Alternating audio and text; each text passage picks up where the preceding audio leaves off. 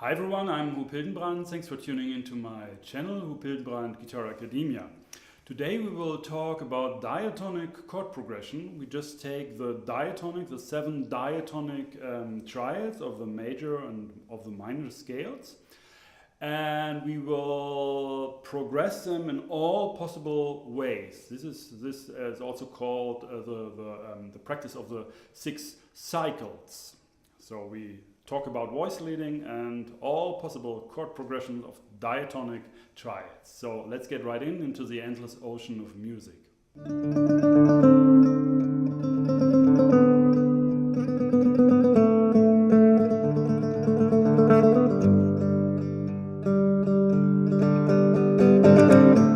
Please follow the link down in the description below. There's a PDF file you should download to be able to really follow this lesson. Alright, so this lesson is about diatonic chord progression. What means diatonic? Diatonic means just sticking to one scale, or in most cases like a 7-note scale. So we take the E minor scale, Aeolian or natural minor, E, F sharp, G, A, B, C, D, E. And by just sticking to these 7 notes, everything we are just doing with these 7 notes we can call we do with a diatonic material or diatonic scale. If we are building triads on these 7 scale degrees, so triads, traditional triads we're talking here, and stacking up thirds, so major and minor thirds, we end up with 7 different diatonic triads. We have in E minor or E major, Ionian, we have 3 different triads. We have minor, major and diminished. And there's also a possibility in other scales like harmonic minor, for example, very prominent. There you have also an augmented triad. And these are all these different possibilities of combining 2 different thirds by stacking them up. Okay, now we have 6 possibilities to arrange these 7 chords. We have 6 cycles. So the basic idea, how we can progress, for example, if we start with our tonic E minor, we can go up a step or a second to F sharp diminished. We can go from E minor also up a third, in this case a minor third, to G major. We can go up from E minor up a fourth to A minor. We can go up a fifth to B minor. We can go up a sixth to C major. And we can go up a seventh to D major. So these are our 6 possibilities. How we can move from E minor to any other triad of this scale, diatonic triad.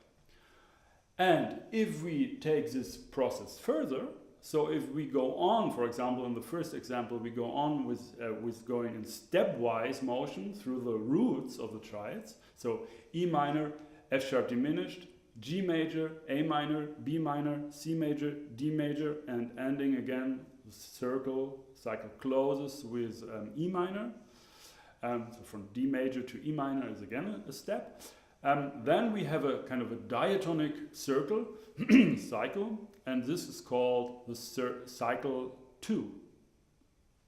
So cycle 2 means we just go stepwise motion up, always up. So the cycle, if we say cycle 2, we don't say we can go from E minor down a second to D major, because this would be cycle 7 already.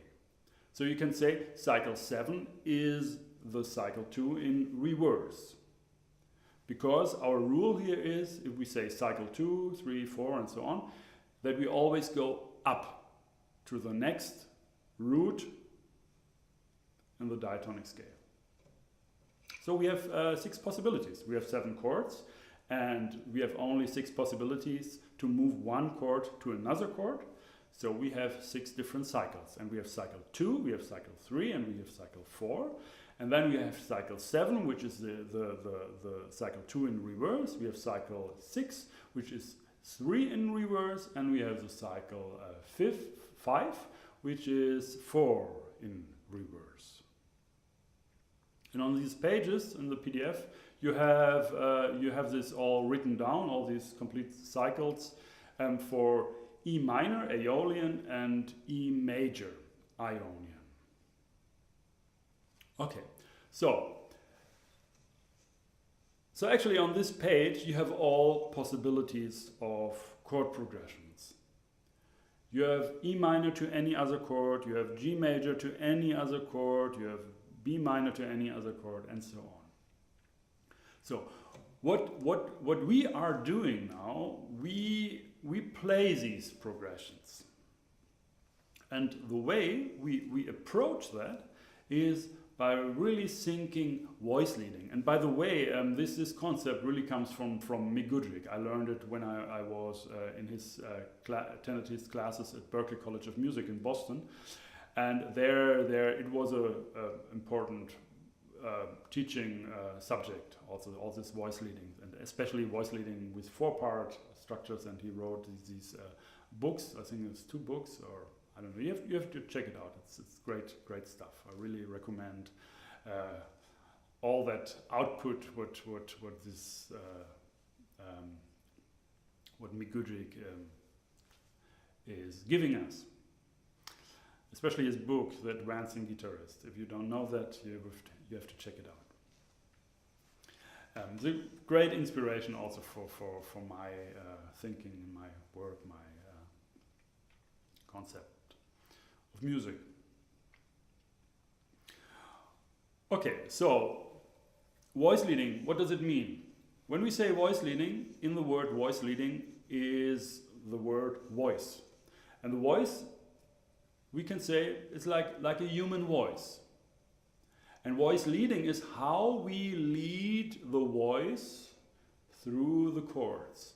So we have 3-note structures here. We have 3-part chords, triads, traditional triads. And we don't want to double any note here, and we also don't want to skip any note. So we are always dealing with 3 notes. And so for 3 notes, you need actually 3 people. When you have it sung by a choir, for example, you need 3 people. One is singing the top voice, one is singing the middle voice, one is singing the lowest voice. So, and the term voice leading is now the idea how every voice should move from one chord to the next. So if I have, for example, let's take E minor to C. So first, I just play E minor. I play this chord, 3 notes, E, G, B.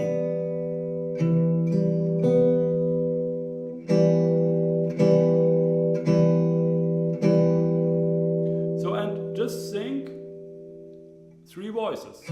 One voice is singing E, E, and the other are singing the other notes. Or I sing G, and the other 2 sing these other notes. Or I sing B.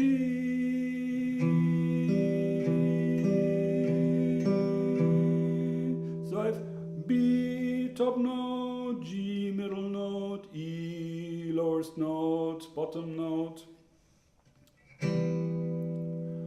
Okay, now how can we go to the next chord with thinking voice leading?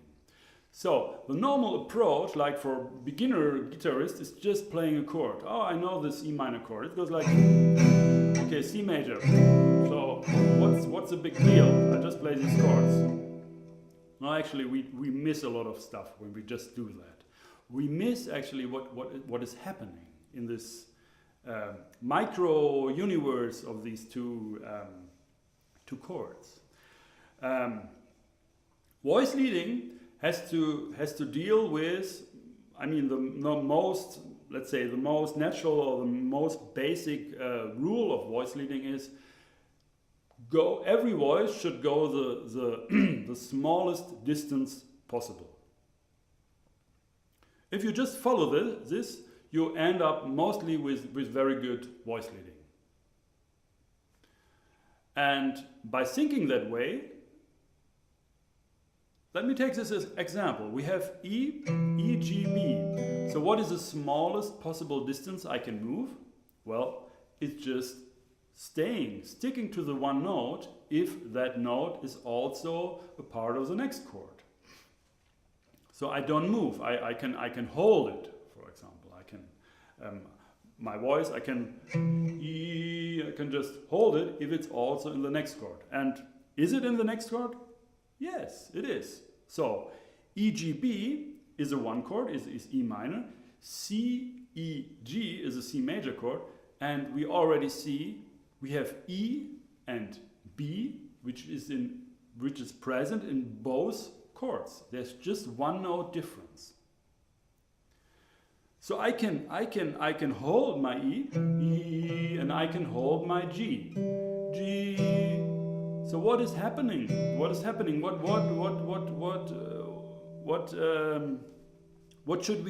is changing from one chord to the next?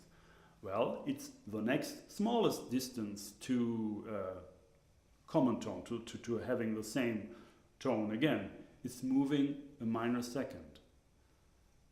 So what I do is I move from B to C a minor second. And by doing that, I changed the complete name and the chord completely from E minor to C major. Okay, let me demonstrate that. Let's sing together. So we have an E minor chord and we sing E. And then I change to the next chord, to C major. It's this chord. E minor, C major. And we just want to feel this. We want to listen to that. We want to sing it. To really understand voice leading, it's good to sing. Okay, so E. E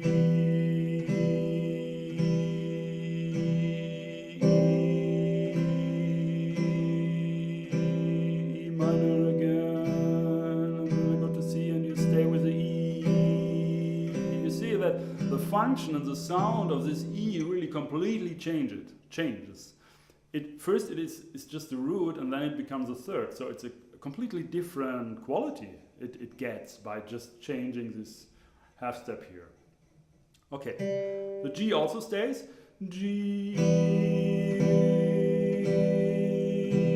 G,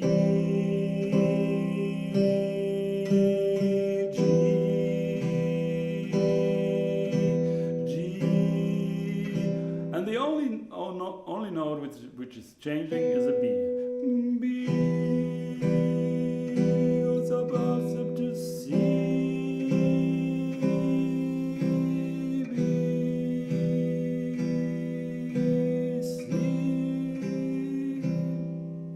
That's the beauty of voice leading. Finding really, you can also say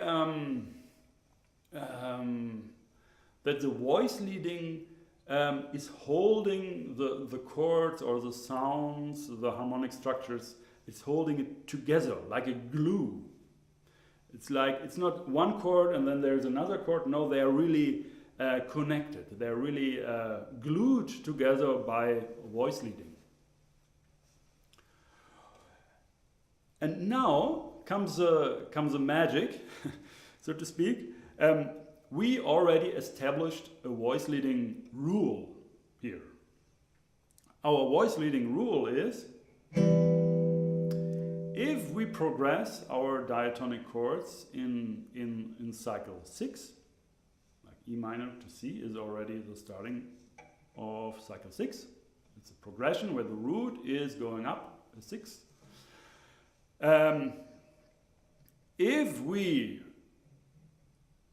The way to progress in cycle 6 is root stays, becomes third. Fifths stays, third stays, third of E minor, G stays, and becomes the fifth of C major. And the B, the fifths, will just move one step up, in this case to C, and will become the root. And the distance, whether it's a minor second or a major second, or maybe later if we move a third, major or minor third, this just depends on the interval which we find in the scale. So it's just always a diatonic second or diatonic third. And CT, do we have the CT here? Yes, CT means common tone, means same tone. It stays, or we strike the same note again in the next chord.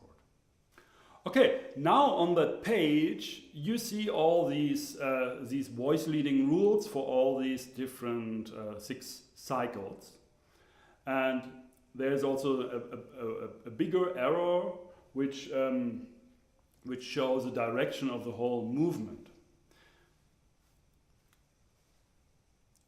Because if I proceed the whole thing, I mean you already know it from the first 2 chords, that the whole thing will go up.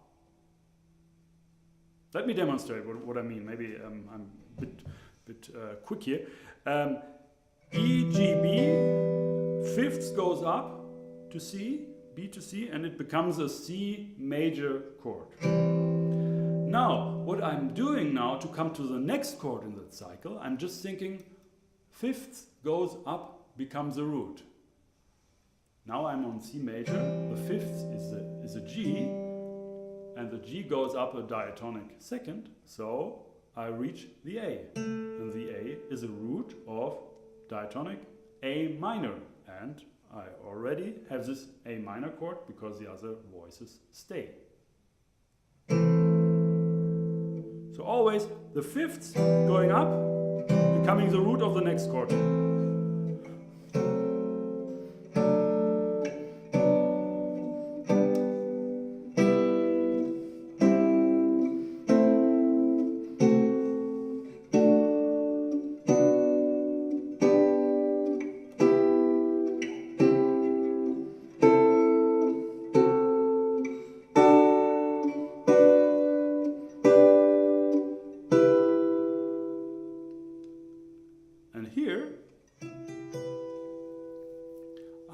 After you played the cycle 3 times through, you reached all the root positions and inversions of all the 7 chords, and this is what I just played now. I reach this E minor at a different octave, of course, higher octave, in the root position. I started here and I'm ending here. So let's go through that one more time to make this really clear. E minor, C major, A minor, F sharp diminished, D major, B minor, G major, and now E minor, but I started in root position and now I'm in the first inversion. The third is in the bass. So I go from here.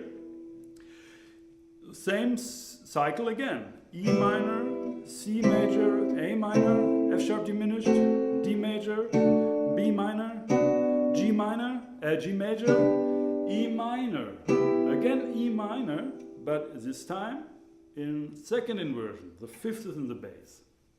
You can also play the same chord here, so don't confuse you. So I go on.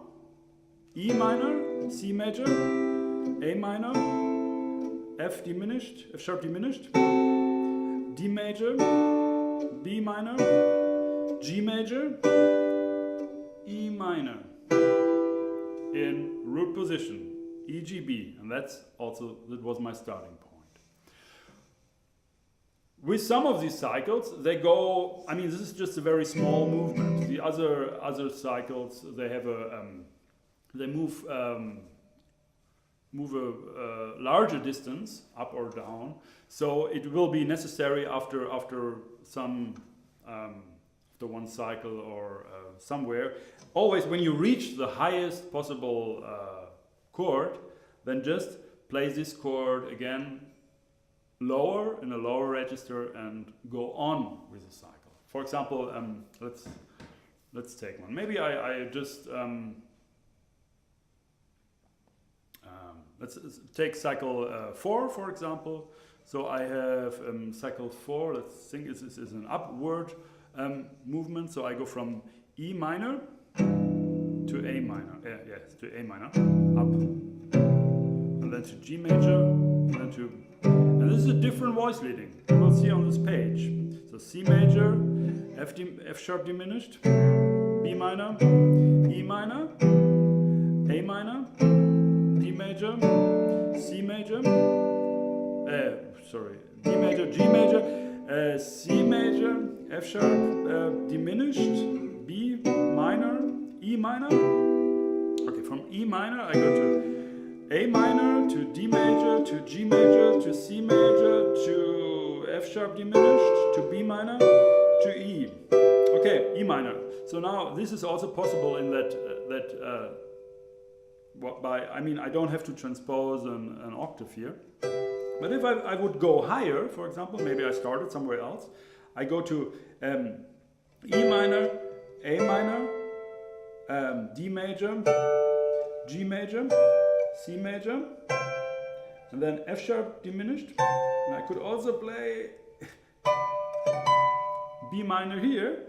So I go to the highest possible voicing I can play in this cycle. And then I look at it, okay, D, F sharp, B, that's B minor in first inversion. So I can go to a lower octave, D, F sharp, B, I can play it here. And then so I play the same chord again, 1 or 2 octaves lower. And I go on with a cycle. So B minor, E minor, A minor, D, G, and so on. So I think this is really clear. Of course, it needs some practice, and you have to really check this PDF file. There's also 2 extra pages about diatonic pathways, diatonic circle. This is more like a bonus here in this PDF file. I just recently came up with this graphic idea to see all these different diatonic movements in a circle. But actually, maybe I don't know. Maybe you have an idea what you can do with that. Sometimes it helps when you to follow like different root progressions. You can just move in certain ways through this circle. So download this PDF. Otherwise, maybe you don't understand anything. Of course. On these pages, E minor, Aeolian, and E major, Ionian, you also see in the bottom part of the page, you see like tonal functions, and this is like an analysis. I don't know how to pronounce it. Anyway, you know what I mean. Of the different diatonic chords. So you see like this small letters are meaning minor chord, and the capital letters major chord, and then you have like T, S, D, T for tonic, S for subdominant, D for dominant, and you have a G for in German language. I think this whole harmonic, the theoretical concept comes from Riemann, the German music theoretist. I don't know how you say this, but he wrote a very influential, a book about this functions, tonic, subdominant, dominant, so to explain music forces and musical forces of chords and so on. And I also use this method, this idea, because I think this really explains a lot of things what are happening in music, like forces, where to resolve and where to stay, and so on. So the G means Gegenparallele, and the P means Parallele or parallel. Gegenparallele means actually opposite, parallel. And there are also some like small numbers. 6 is a 6th degree, or the major 6th degree in this case. So a small, I mean, a 7 is like the 7th degree added of the diatonic scales, and so on. I don't want to go deeply into that. I mean, actually, the subject is not in this lesson, especially, is not about functions. It's also something you can read in other books or Wikipedia if you like. This is like basic theory, and this is not.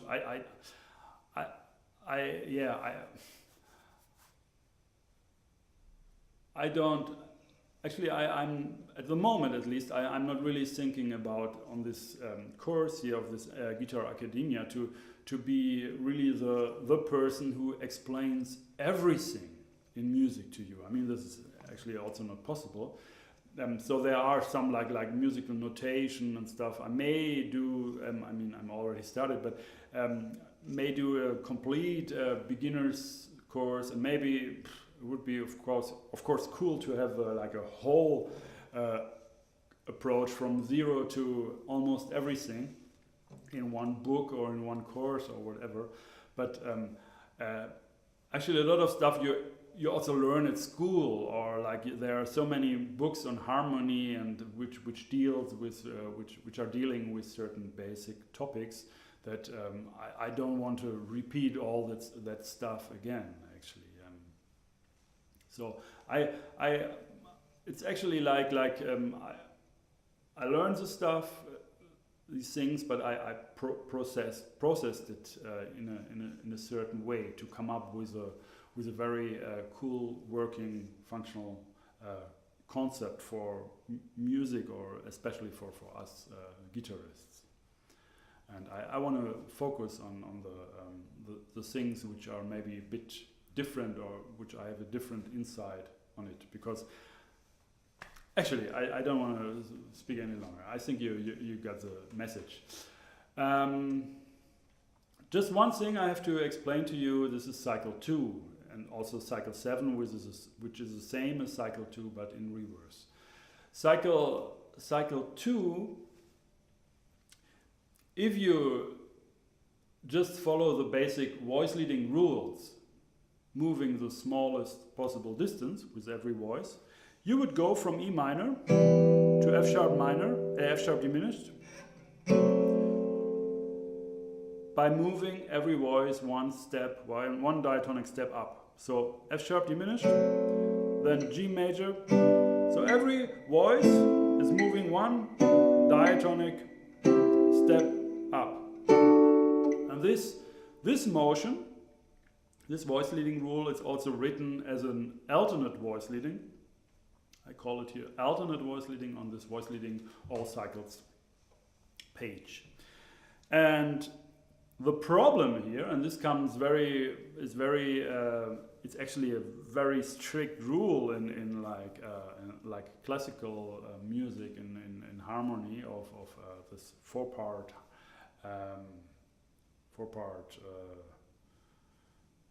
I don't know the English word.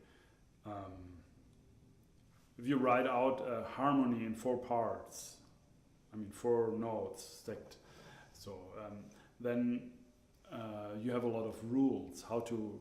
The leading tone should go up to the tonic pitch, and the 7th has to go down. And one rule is omit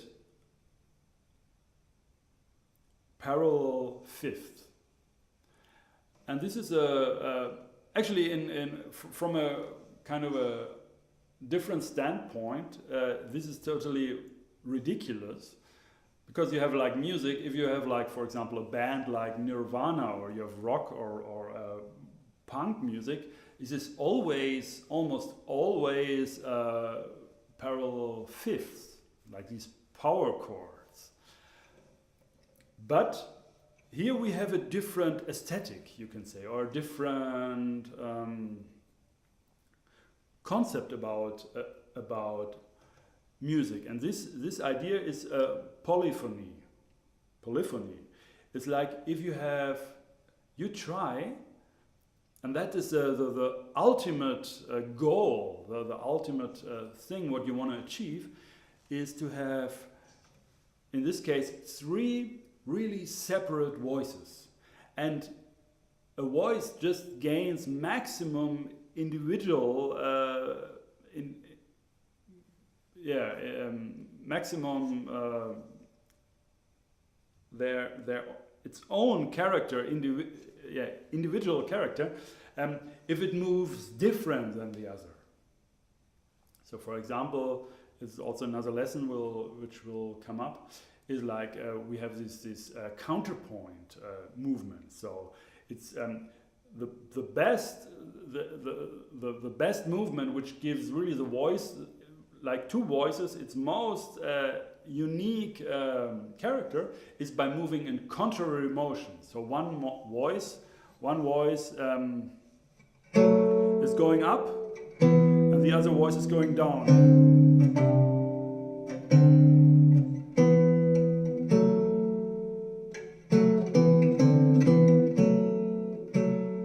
Whereas if you have parallel motion, especially parallel fifths, this is a kind of a forbidden thing in this classical theory.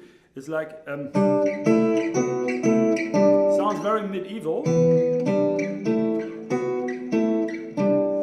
and actually these 2 notes are just melting together, and they're not individual at all. So it's more like a sound, one sound, and we go to the next sound. Whereas if we move opposite direction, for example, G, D to F sharp, E,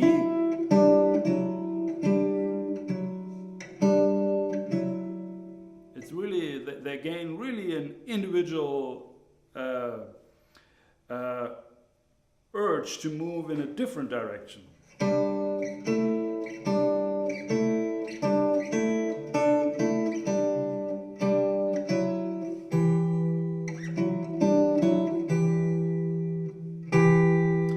Especially true for of course, octaves and perfect fifths, because they meld together so well. So it's that's why cycle 2 and cycle 7 actually move in opposite direction than the normal voice leading rule would suggest. So if I have my E minor chord, I don't move every voice 1 step up to F diminished, F sharp diminished, but I move it down. So it's much more of a distance actually moving down, because if I move up, I just move like 3 steps.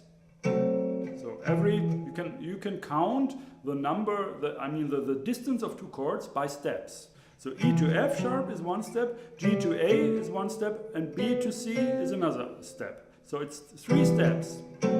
When I move the other way around, to go to the next possible close position triad of F sharp diminished, I move down from B 1 step, I move down from G 1 step to F sharp, and I move a whole diatonic third down from the root of E minor E to the diminished fifths of F sharp diminished.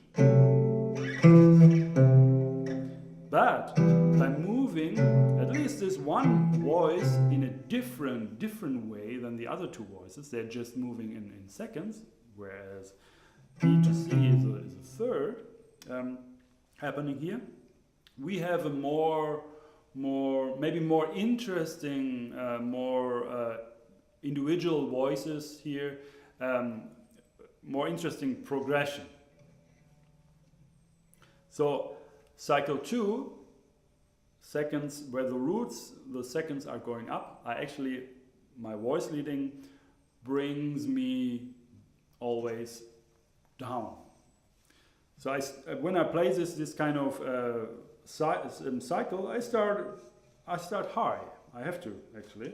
So I have E minor, F sharp diminished, G major, A minor, B minor, C, D major, and E. Now I started here, and this is actually only my second cycle, I'm starting from here. So after this whole distance, I reach E minor again. So it's very different than cycle 3. So I go on, E minor, F sharp diminished, G major, A minor, B minor, C major, D major.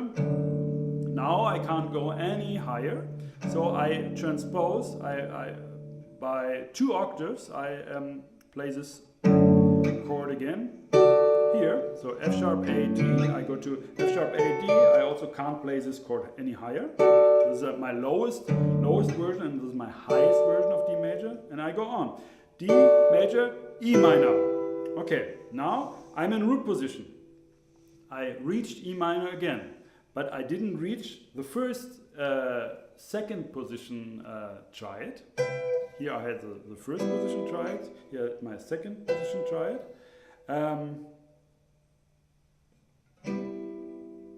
Yeah, and now to close the cycle, I have to reach this second inversion triad again.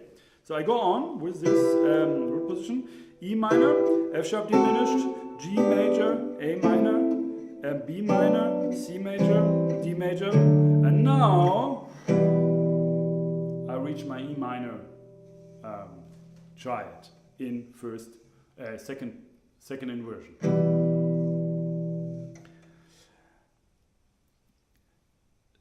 Actually, this takes a lot of practice to be able to just do that, what I just did.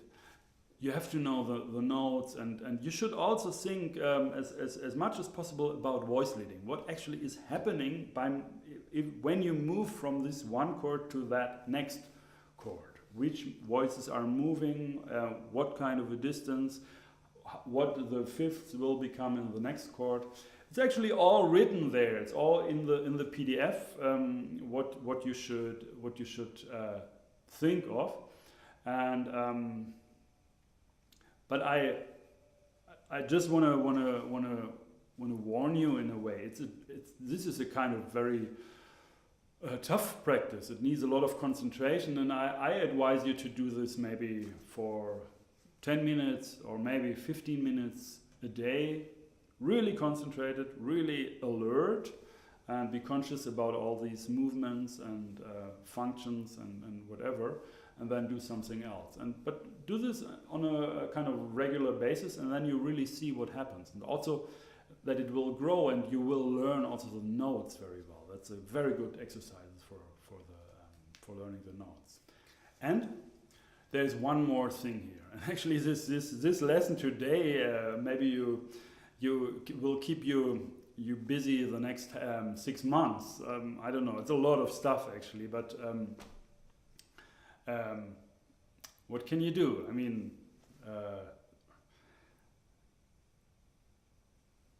the idea is I present a lot of stuff here. You know, in one lesson sometimes you get stuff which maybe you can practice like your whole lifetime, certain exercises, certain ideas, and so on. I'm still practicing a lot of that stuff. Of course, the most difficult thing is what you have to learn is to find out what you really want and what you really need for your music, and then focus on that and just skip everything else. So.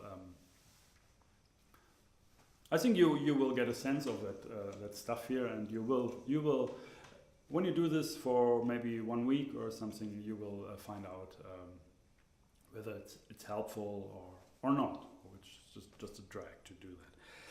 Okay, this remaining thing is just these 2 lines on this one page. Assignment: practice each of the six cycles, which each of the 6 families of voicing, close position, drop 2, and etc.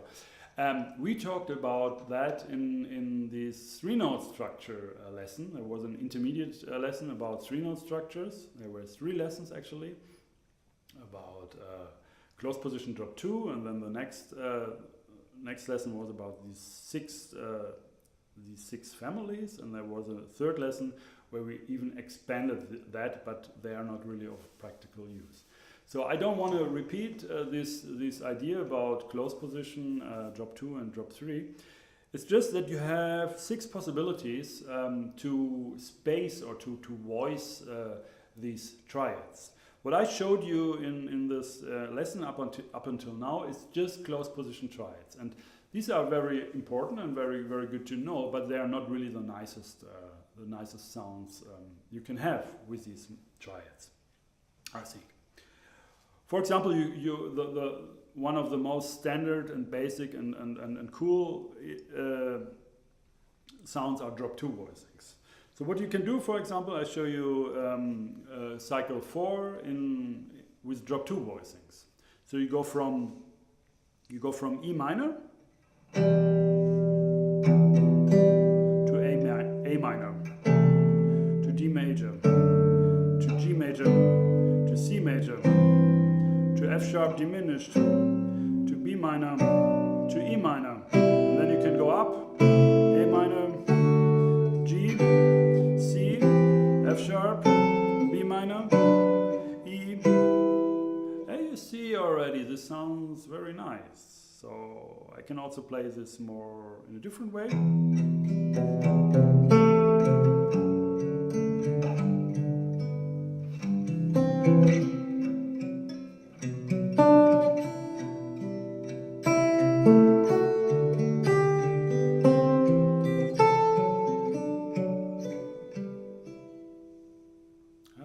That's beautiful. Also, I can take drop 3 voicing, for example. The thing is, if you follow the voice leading rules, take your cycle, follow the voice leading rules, and you start with any of these families. So, for example, with this one now, drop 3, you will stay for the whole circle, for the whole cycle with these voicings, because the voice leading is designed like that you will stay in one family. So what we had, the fifths moving up, so we come to C major. So it's the same thing. Or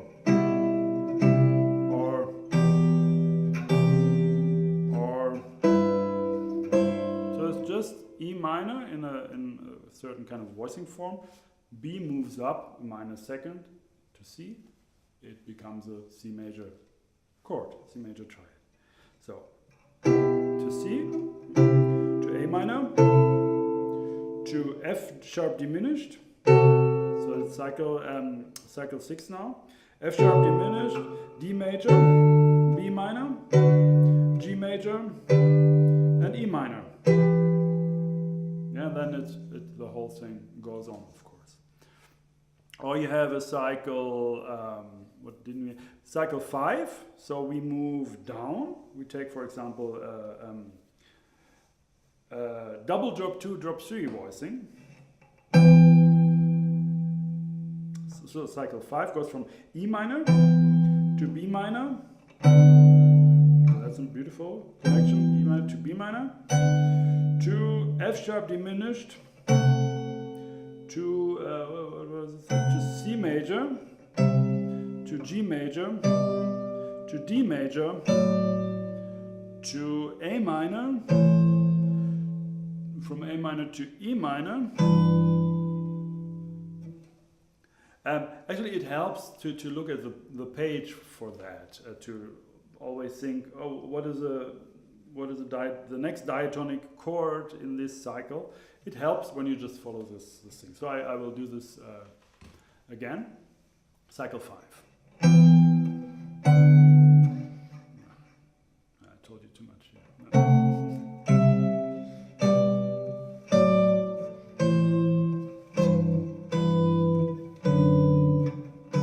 So B minor, F sharp diminished, C major. Then I reached my end here, so I go up to C major, to G major, D major, A minor, E minor, B minor, F sharp diminished, C major, G major, D major, A minor, E minor, Okay, and with this chord I actually reached my starting chord, which was here. It's the same root position of this voicing type. Let's take another one. Cycle 4 again. This is the most common and most beautiful and logical progression, you can say. It's in German it's called Quintfall-Sequenz, or it's just a cycle 4. Very common in Baroque and classical music, and I can play it also. I show you a nice way.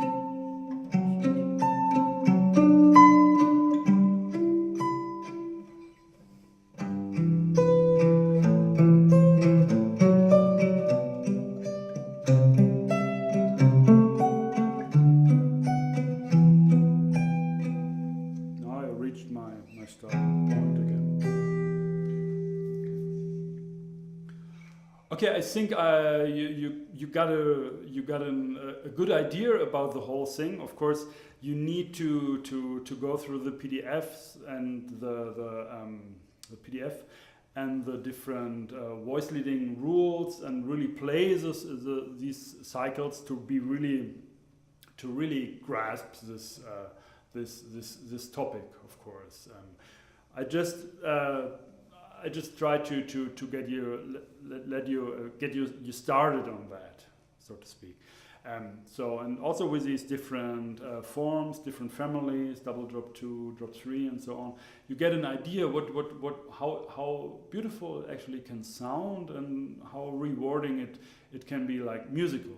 And by going through you remember, by going through all of these cycles, all of these 6 families, you almost goes through all possibilities how to combine the different diatonic triads, and so it will lead also to some cool ideas, and inspiration for compositions and so on, and also a good idea here would be a good practical use for the whole thing would be to take just a chord progression which you play in a song you like. Of course, it should be just triads. So maybe you have to reduce the more complex chords to triads. Of course, it works best for triads in like pop music or folk music or something. And then you try to play these common chord progressions, but just with these 3-part structures and voice leading and the different spacings of it. And I think you will be surprised how like also very simple progressions, and all these progressions are simple here in this all these cycles. It's just diatonic triads, but how much music actually they can provide when you add these proper voice leading and spacings, voicings, and so on. Okay, please leave your comments if you like this lesson, or please leave also your comments if you don't understand something and there is a problem. Maybe I will put out another correction or a lesson where I go more into detail with certain things, because I see a lot of you have this same kind of a problem, and maybe I also wasn't really clear explaining it to you. Okay, anyway, I hope you like these lessons on this channel, Guitar Academia. If so, please subscribe to my channel. There will be a new video published every Friday. And also there's a possibility to support my work here on this channel by by doing a donation. Just follow the link down in the description below. There is to my website. There is a button where you can donate to support the whole thing here. It would make me really happy, and of course. So thanks for watching. Thank you. My name is Huub Hildenbrand.